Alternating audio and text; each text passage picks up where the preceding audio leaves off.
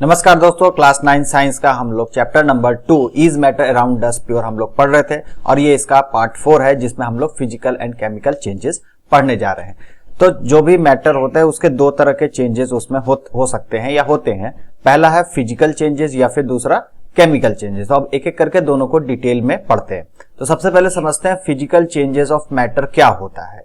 किसी भी मैटर में, कोई भी मैटर हो, कोई भी सब्सटेंस हो, उसमें अगर ऐसा चेंजेस हो रहा है जिसको हम लोग देख सकते हैं, ऑब्जर्व कर सकते हैं, उसमें ऑर्डर में चेंज हो रही है, उसकी डेंसिटी चेंज हो रही है, इस तरह का कोई चेंजेस उसमें अगर हो रहा है तो उसको हम लोग फिजिकल चेंज कहते हैं। और इसके फिजिकल ये जो प्रॉपर्टीज हो गई, जैसे कि हार्डनेस हो गया, रिजिडिटी हो गई, मेल्टिंग पॉइंट, बॉइलिंग पॉइंट, उसका कलर, ये सब जो क्वांटिटी जो चीज हो गया, ये सब कहलाती है फिजिकल प्रॉपर्टीज उसकी, मैटर की।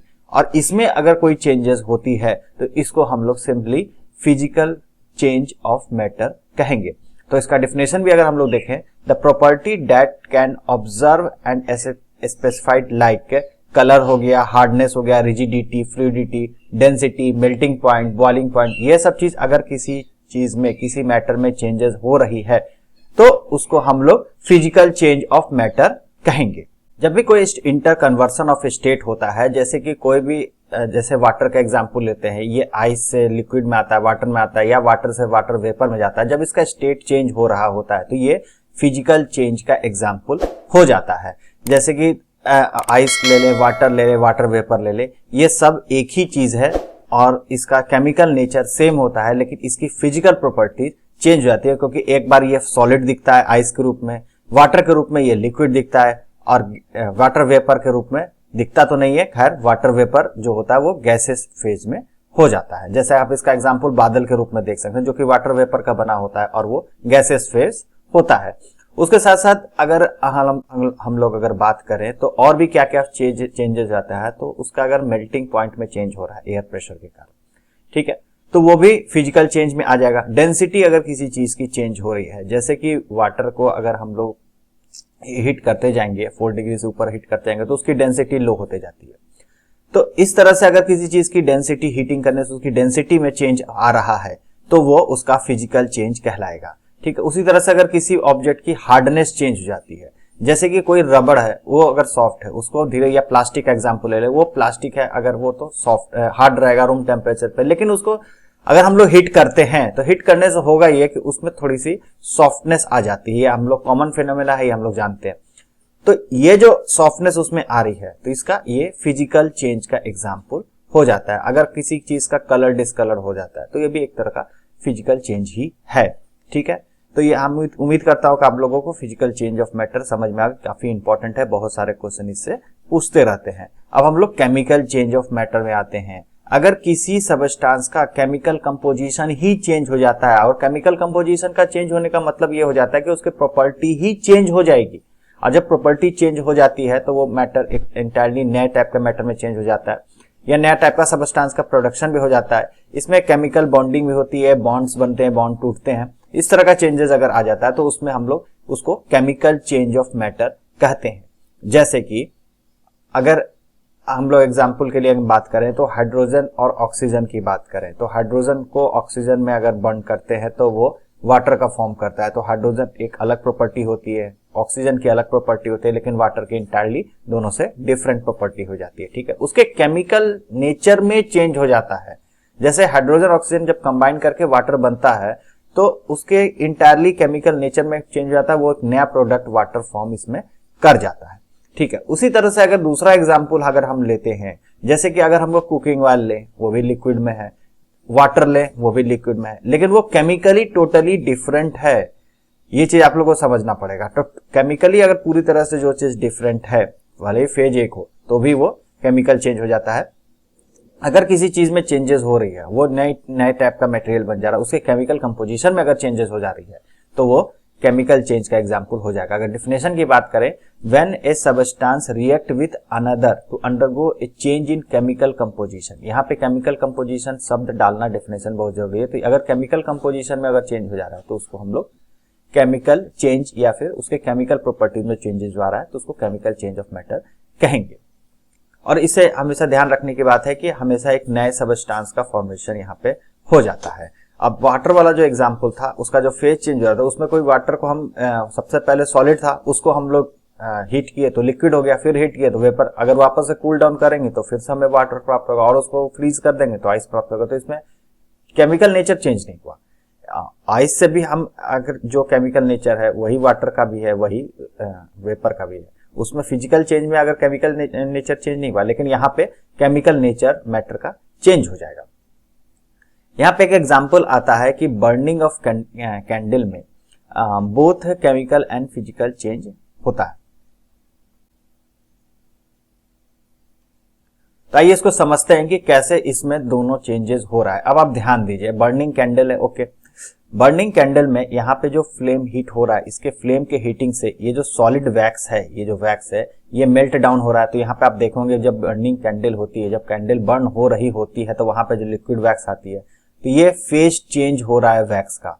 यहाँ पे वैक्स सॉलिड, वैक्स लिक्विड, यहाँ पे कोई केमिकल चेंजेस नहीं हुआ, ये सिर्फ मेल्टिंग हुआ है, ठीक है। तो ये एक फिजिकल चेंज का एग्जाम्पल है। तो यहाँ पे आप समझ सकते हैं कि बर्निंग ऑफ कैंडल में फिजिकल चेंज कहाँ पे हुआ, जो वैक्स मेल्ट की, जो लिक्विड वैक्स हुआ वो उसका फेज चेंज हुआ और वो इसका फिजिकल चेंज हुआ। अब बात करते हैं केमिकल चेंज यहाँ पे कैसे हो रहा है। वैक्स है, बर्न कर रहा है, बर्न करने से ऊपर कार्बन डाइऑक्साइड और वाटर वेपर निकल रहा है। तो हो यहाँ पे ये रहा है कि ये कार्बन कंपाउंड है, वैक्स है, ये बर्न कर रहा है, हवा से ऑक्सीजन लिया और बर्न करने के बाद कार्बन डाइऑक्साइड और वाटर वेपर प्रोड्यूस किया। तो यहाँ पे आप नेचर देखिए, केमिकल नेचर, वैक्स का नेचर, ऑक्सीजन का नेचर के कंबाइन होने से, ये दोनों के कंबाइन होने से हमें कार्बन डाइऑक्साइड और वाटर वेपर हो। तो वाटर वेपर का नेचर, वाटर वेपर और कार्बन डाइऑक्साइड का नेचर इंटायरली डिफरेंट हो जाएगा वैक्स से, ठीक है। तो यहाँ पे केमिकल चेंज कैसे हो रहा है, वैक्स के बर्निंग से जो कार्बन डाइऑक्साइड प्रोड्यूस हो रही है या वाटर वेपर प्रोड्यूस हो रही है तो वो एक केमिकल चेंज का एग्जाम्पल है। Physical change melting of wax, और जो केमिकल चेंज है जो इससे कार्बन डाइऑक्साइड बन रहा है तो वो इसका केमिकल चेंज आ जाएगा।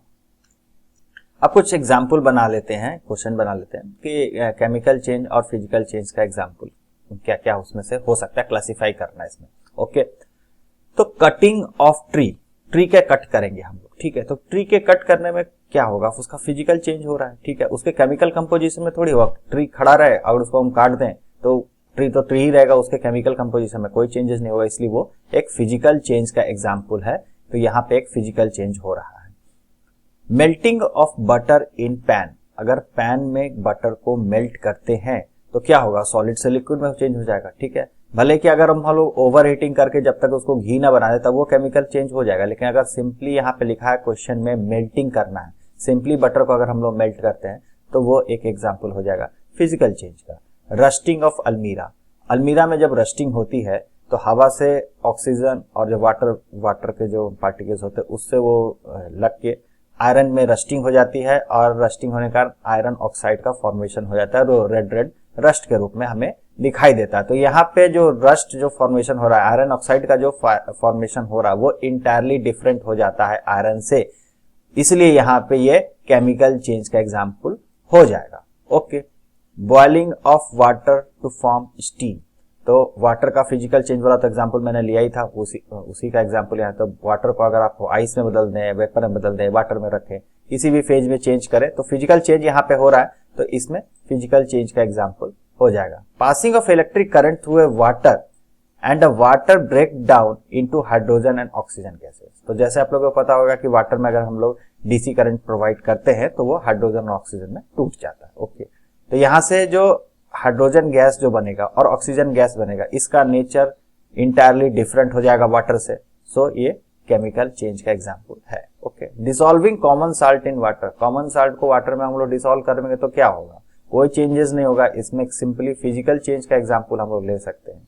सॉलिड में था आपका कॉमन साल्ट, जो कि वाटर में गया तो उसके सॉल्यूशन स्टेट में चला गया, तो ये एक फिजिकल चेंज का एग्जांपल है। नेचर चेंज नहीं हुआ, साल्ट का नेचर जो खाने में डायरेक्ट साल्ट का जो नमक नमकीन लगेगा वही अगर पानी में डाल के अगर उसको खाए तो भी नमकीन ही लगेगा। मेकिंग फ्रूट सलाद, ये बहुत अच्छा example, making fruit salad with raw fruits, ठीक है। तो रॉ फ्रूट्स को मिला के अगर हम लोग फ्रूट सलाद बनाते हैं तो ये एक फिजिकल चेंज का एग्जांपल है। जो प्रोडक्ट फॉर्म हुआ उसका भी नेचर जो प्रीवियस पार्ट था उससे सेम है, इसीलिए ये एक फिजिकल चेंज का एग्जांपल हो जाएगा। बर्निंग ऑफ पेपर एंड वुल। तो यहाँ पे बर्निंग हो रहा है, बर्निंग एक केमिकल चेंज का एग्जांपल होता है, तो यहाँ पे सिंपली केमिकल चेंज हो जाए, क्योंकि ये बर्निंग पेपर को बर्न और वुड को बर्न करने से हमें कार्बन डाइऑक्साइड मिलेगा, जो कि उसका नेचर, कार्बन डाइऑक्साइड का नेचर वुड और पेपर से इंटायरली अलग होता है। ओके, और भी एग्जाम्पल देख लेते हैं, कुछ और क्वेश्चन बनाते हैं। Growth of plant. ओके, तो प्लांट के ग्रोथ, ये एक अच्छा एग्जाम्पल है केमिकल चेंज का। केमिकल चेंज कैसे हो रहा है, देखने में तो सिर्फ ग्रोथ हो रहा है, उसकी साइज बड़ी हो रही है, लेकिन जो कार्बोहाइड्रेट का प्रोडक्शन हो रहा है, प्रोटीन का जो प्लांट फॉर्मेशन कर रहा है, उसके कारण ना ग्रोथ हो रहा है। तो वो हवा से कार्बन डाइऑक्साइड ले रहा है, जड़ से पानी ले रहा है, फोटोसिंथेसिस का प्रोसेस कर रहा है, सनलाइट ले रहा है, उससे वो अपनी बॉडी को बिल्ड कर रहा है, प्लांट अपनी बॉडी को बना रहा है और वो बढ़ते जा रहा है। ठीक है, तो ये growth of plant chemical change का एग्जाम। रस्टिंग ऑफ आयरन, पिछले वाला पार्ट में बताया कि अभी केमिकल चेंज का exam. Mixing of iron, filing and sand.